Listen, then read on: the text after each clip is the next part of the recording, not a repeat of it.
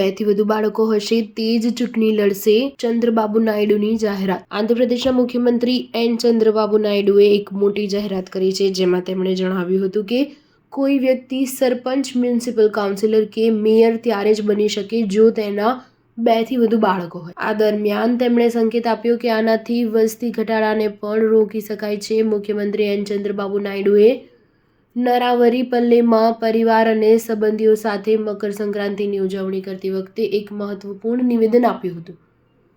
આ દરમિયાન તેમણે જણાવ્યું હતું કે પહેલા આપણી પાસે એક કાયદો હતો જેના હેઠળ ફક્ત 2 થી વધુ બાળકો ન હોય તેવા લોકોને જ સ્થાનિક સંસ્થા અને મ્યુનિસિપલ સંસ્થાની ચૂંટણી લડવાની મંજૂરી આપવામાં આવતી હતી।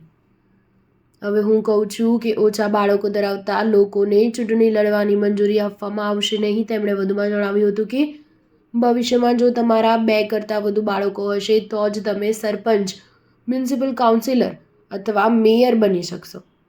હું આને પ્રસ્તાવિત નિયમોમાં શામેલ કરીશ। અગાઉ મુખ્યમંત્રી એન ચંદ્રબાબુ નાયડુએ જણાવ્યું હતું કે રાજ્યમાં વિકાસ દર વધવો જોઈએ, દરેક વ્યક્તિ આ વિશે વિચારવું જોઈએ અને પરિવારોએ ઓછામાં ઓછા 2 કે તેથી વધુ બાળકો પેદા કરવાનું લક્ષ્ય રાખવું જોઈએ।